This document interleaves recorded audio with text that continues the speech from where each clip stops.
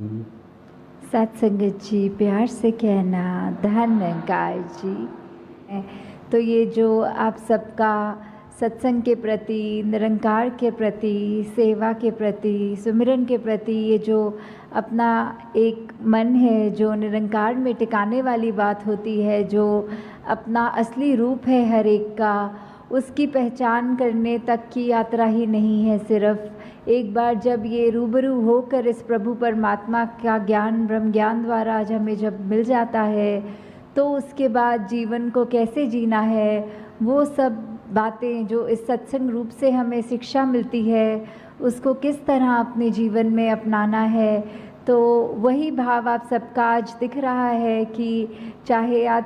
कुछ भी करा जा सकता था दिन में, पर आप सब ने ये वो डिसीजन लेकर कि आज सत्संग ही किया जाए। तो उस तरह ये जो नहीं भी आ पाए और उनका भी ध्यान था सत्संग में आने का, या आप सब जो आए भी, तो कैसे ये समय की बात है कि अपना यूज़ जो किया उसको इस प्रभु परमात्मा निरंकार के एहसास में बिताने वाली बात आ जाती है कि कैसे हमारा एक एक पल ये प्रभु परमात्मा निरंकार ने जो हमको बख्शा है, उस पल को हम सदुपयोग करते हुए कि किस तरह हमारी इंटेंशन की बात होती है वो कि हमें सत्संग में आकर एक एक पल सिर्फ आकर बैठ के चले जाना नहीं, पर एक एक वक्ता, चाहे छोटे बच्चे की ज़ुबान से था, बुज़ुर्ग की, बहन भाई, जिनसे भी कविता रूप, गीत रूप, स्पीच रूप, जो भी बोला सबने, वो एक एक वचन ऐसा था जो पूरे जीवन में एक इम्पैक्ट पॉजिटिव कर देता है। तो आज उसी तरह सत्संग में भी हमने ये सब जो आज सुना है, तो दातार कृपा करे कि ये ताउम्र हमारे जीवन में ये अच्छी बातें, ये हमारे सिर्फ बोल तक नहीं रह जाए, कान में घुस के सिर्फ दूसरों को सुनाने के लिए नहीं रह जाए, बल्कि हमारी सोच में, हमारे व्यवहार में, हमारे कर्मों में भी झलके। तो ये पंक्तियों में जिस तरह ये बात हो रही है हरदेव वाणी में कि ये सुख की बात है, ये जो हर एक को जो अपने जीवन में सुख की प्राप्ति करने के लिए क्या एक रास्ता अपनाना है। जिस तरह अभी सत्संग की भी बात हुई, उस तरह यही कि युगों युगों से देखा जाए तो संतों का तो दिल ऐसा ही हुआ है जो सिर्फ अभी की बात नहीं है, चाहे कलयुग हो, सतयुग हो, द्वापर हो, कोई भी समय ले लें, कि संतों ने तो हमेशा यही चाहा है कि एक जो हर एक को कैसे मन में चैन दिया जाए, हर एक को किस तरह अपने असली रूप इस परमात्मा का दर्श दीदार करा दिया जाए, और कैसे उस तरह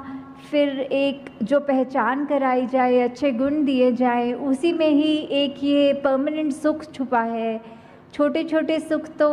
कहीं ना कहीं हर समय पे मिल जाते हैं, पर ऐसा कौन सा सुख है जो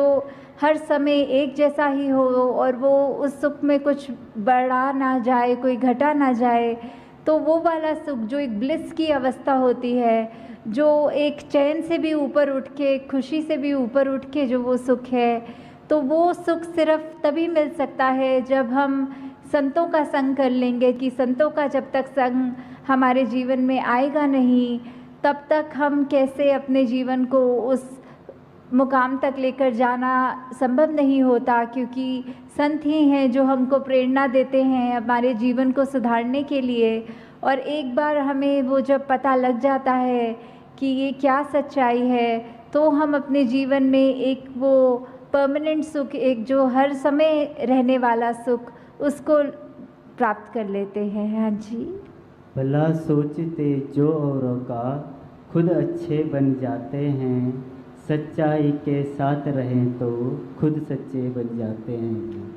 तो ये सच्चाई जो हमेशा के लिए ही सच्चाई है, जैसे कोई सच्चाइयाँ ऐसी हैं जो अभी हैं, कुछ पल के बाद नहीं है। जैसे अभी अगर रात्रि का समय है तो कुछ घंटों के बाद वो झूठ हो जाएगा, क्योंकि वो दिन हो जाएगा।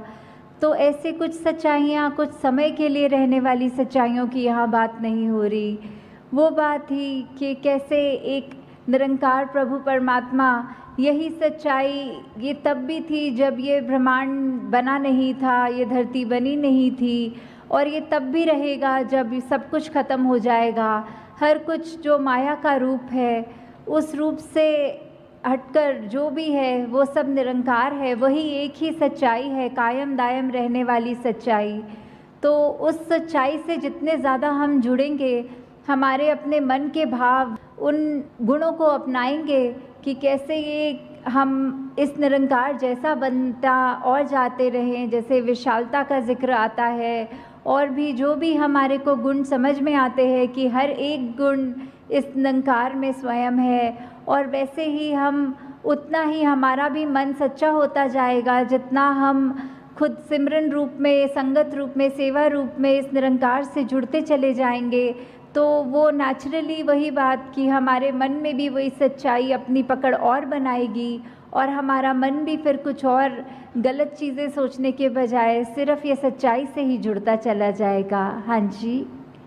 सब कुछ पीछे रह जाता है, नेकी ही संग जाती है, मालिक की दरगाह में जाकर नेकी काम आती है जी। तो ये वाली जो हमारा जीवन काल मिला है, इसमें हमको जहाँ कर्म करने की पूरी आज़ादी है, वहाँ ये जो नेकी की बात हो रही है, जो नेकी की शिक्षा दी जा रही है कि हमने अगर ये अब सच्चाई को जान भी लिया तो उसके बाद भी हमारा जीवन कैसे होना चाहिए, हमारे मन के भावों से ही ये बात शुरू होती है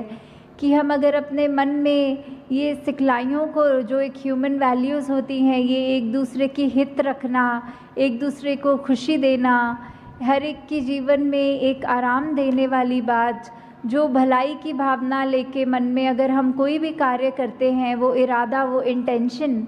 वो ही बहुत मायने रखता है कि कर्म से पहले तो वो हमारी इंटेंशन की बात है कि कर्म तो फिर भी बाद में करेंगे, पहले तो उसको सोचना ही, वहीं से ये यात्रा शुरू है। तो ये नेकी करने की बात कि जितना हम जीवन में निरंकार से जुड़े रहेंगे, उतने ही हमारे कर्म कुछ भी गलत हमसे नहीं करवाएंगे। हम खुद वो चेतन अवस्था में रह कर कि निरंकार हर समय है, प्रभु परमात्मा हर समय हमें देख रहा है, तो कुछ जानबूझकर तो गलती नहीं कर पाएंगे। और वही बात कि मन में सिर्फ अच्छाई जब रहेगी तो ये नेकी का रास्ता लेके हम ना कि सिर्फ अपना ही जीवन संवारेंगे, पर औरों के लिए भी, उनके जीवन में भी हम और उनको भी खुशी दे सकेंगे। और यही नेकी है जो हमारे साथ सदैव हमारे जीवन काल में, जहाँ हमारे को एक अच्छा जीवन जीने की कला बख्शेगी, और वही बाद में भी जहाँ वो परमात्मा की दरगाह वाली बात है कि उस समय भी जब मृत्यु आ जाएगी तो भी हमारा ये जो जीवन में हमने कर्म किए हैं, वो चाहे हमारी एक बात तो वो भी हो जाती है कि कर्म को जहाँ बोला है कि बुरे कर्म तो एक अलग तरह की बेड़ी है और ये अच्छे कर्म चाहे सोने की बेड़ी है। तो जहाँ वो बात भी है कि कर्म हम अगर सोचें कि हम खुद कर रहे हैं, तो उसको अगर अच्छा करें या बुरा करें तो वो एक बैगेज साथ लेके चलने वाली बात हो जाती है।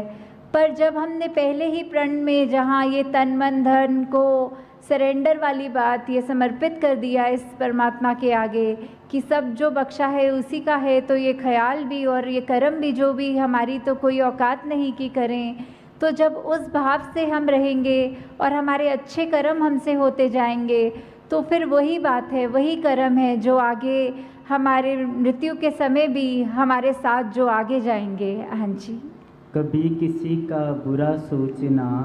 सबसे बुरी बुराई है, कहे हर देव भला कर सबका, इसमें तेरी भलाई है जी।